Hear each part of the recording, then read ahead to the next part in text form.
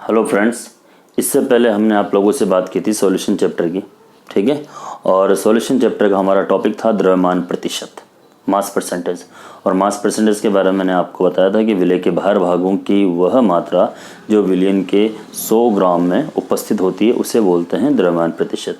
और मैंने आप लोगों को फॉर्मूला भी बताया था, मास परसेंटेज, मास प्रतिशत बराबर WB बटा WA plus WB plus WA into 1000, ठीक है। तो WB बराबर है विलेय के बाहर भागों की मात्रा या विलेय की ग्राम में मात्रा, और WA है विलायक की मात्रा। और आपको सबको पता है कि विलेय और विलायक मिलकर क्या बनते हैं, विलयन, ठीक है। और इसी पे बेस मैं आपको कुछ न्यूमेरिकल सॉल्व करवाऊंगा और फिर आगे चलेंगे, ठीक है।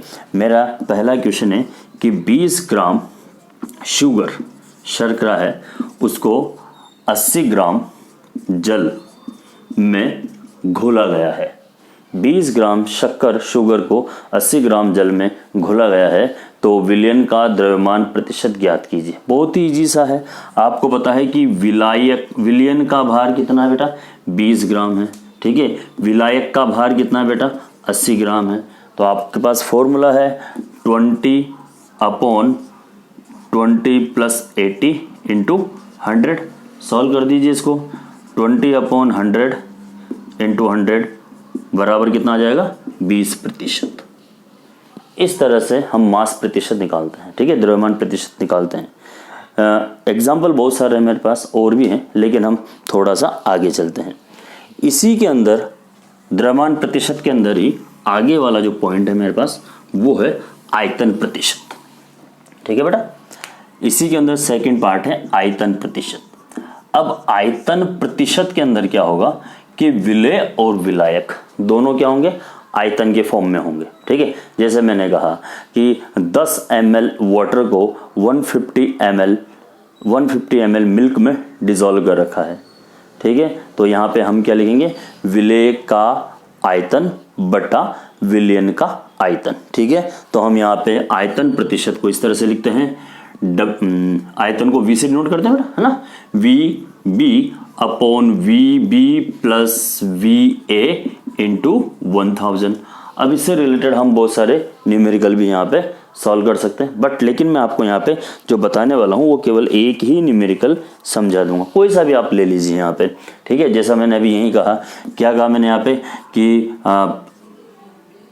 100 ml एल्कोहल, ठीक है, 100 ml एल्कोहल को 500 ml जल में घोला गया है, ठीक है साहब।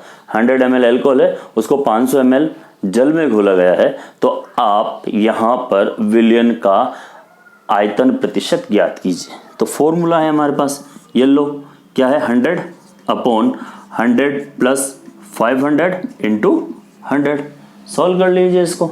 आप इसको जब सॉल्व करोगे तो ये 100/600 इंटू 100, 2 0 से 2 0 कैंसिल, 6 से इसको डिवाइड कर दीजिए और डिवाइड करने के बाद जो आंसर आएगा वो आपका आंसर होगा इसी में, ठीक है। चलो जी, और भी चीज़ें हैं इसके अंदर, हम आगे की बात कर लेते हैं, ठीक है। इसके अंदर एक और चीज़ होती है बेटा, वो भी मैं आपको समझा देता हूँ थोड़ी सी, ठीक है। एक और यहाँ पे द्रव्यमान आयतन प्रतिशत है ना, द्रव्यमान आयतन प्रतिशत। अब इसमें नाम से ही पता चल रहा है, द्रव्यमान आयतन प्रतिशत, ठीक है, वेट वॉल्यूम परसेंटेज। मतलब यहाँ पे जो विलेय होगा वो तो वेट के फॉर्म में होगा, ठीक है, हम इसको वेट बाय वॉल्यूम नाम देते हैं।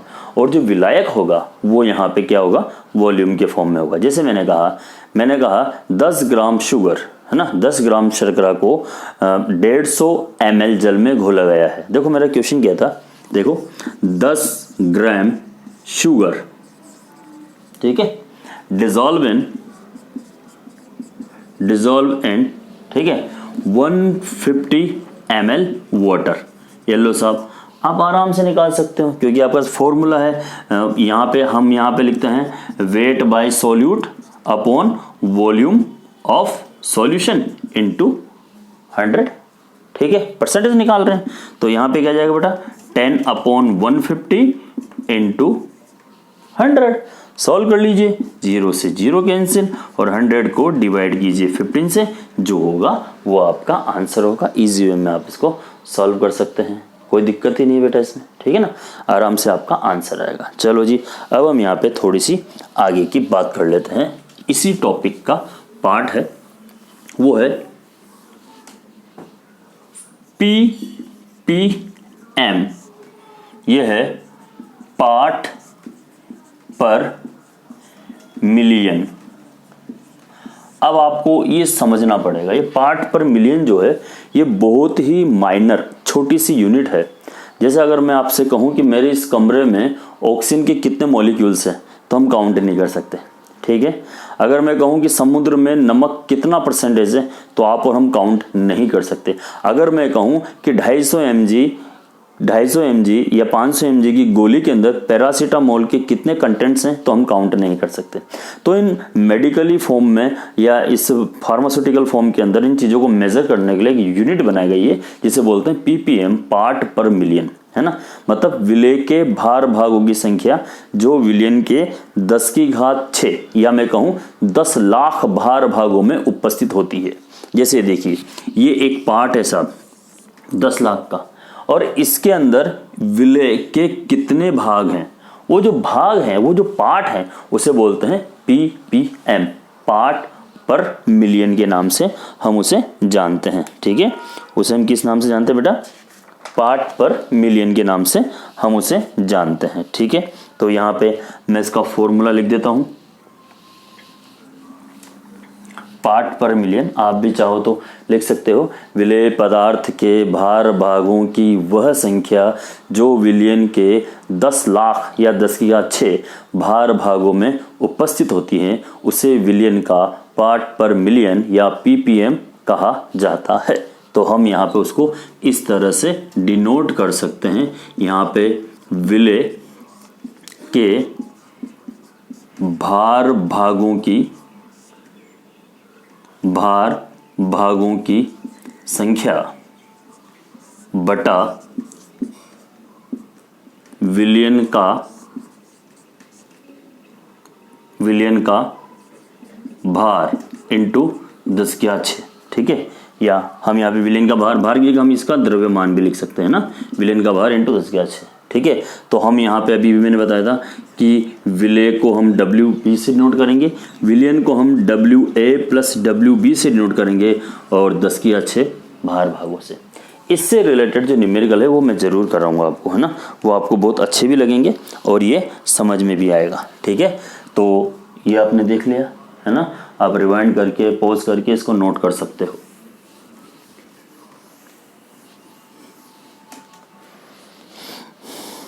देखो क्वेश्चन क्या है, क्वेश्चन है 500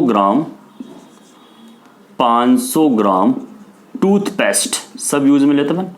500 ग्राम टूथपेस्ट में फ्लोराइड की मात्रा है साहब, फ्लोराइड की मात्रा, ठीक है। अब वो मात्रा दी हुई है हमें, मात्रा है 0.2 ग्राम है। क्वेश्चन आपके सामने है, मैं वापस रिपीट कर देता हूँ। 500 ग्राम टूथपेस्ट में फ्लोराइड की मात्रा दी हुई है 0.2 ग्राम, ठीक है। तो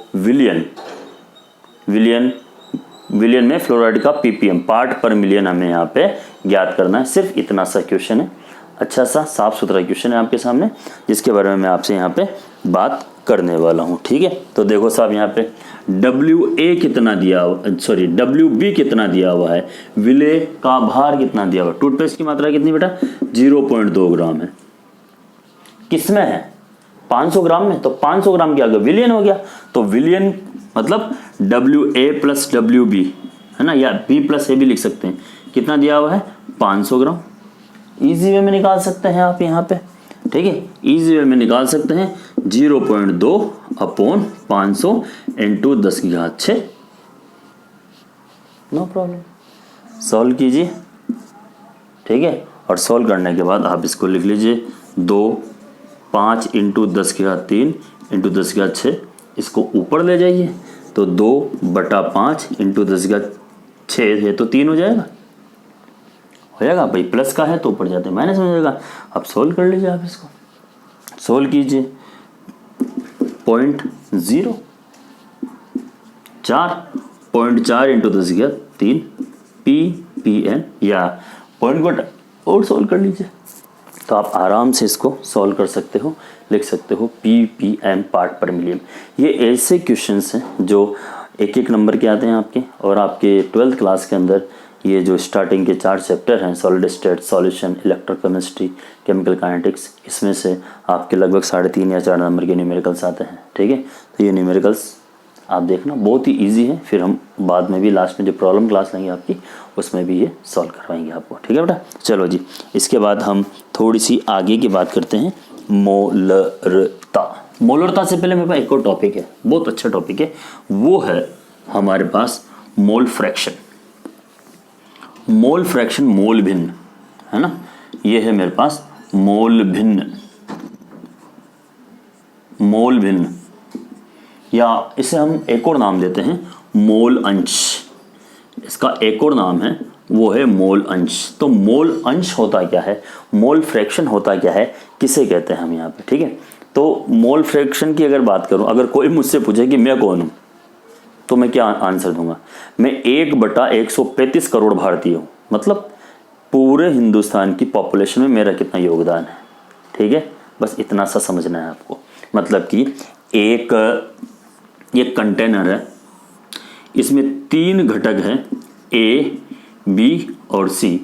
ए की मात्रा Na, बी की मात्रा Nb और सी की मात्रा Nc।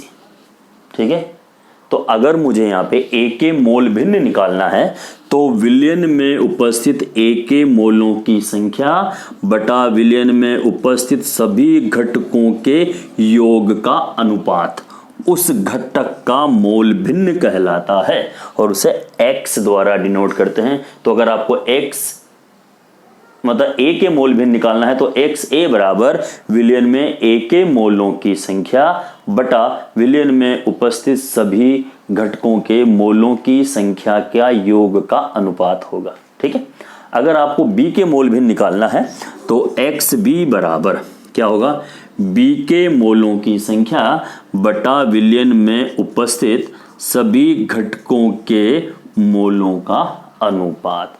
अगर आपको C के मोल भिन्न निकालना है तो XC बराबर NC प्लस विलयन में उपस्थित सभी घटकों के मोलों की संख्या के योग का अनुपात होगा। ठीक है, और एक चीज हमेशा ध्यान रखना, मोल भिन्न की कोई यूनिट नहीं होती है। ठीक है, और किसी भी घटक के समस्त मोल भिन्नों का जो योग होगा, समस्त मोल भिन्नों का जो योग होगा वो हमेशा इकाई होगा, 1 होगा। ठीक है, और इससे रिलेटेड हम आपसे बातें भी करेंगे। Thank you.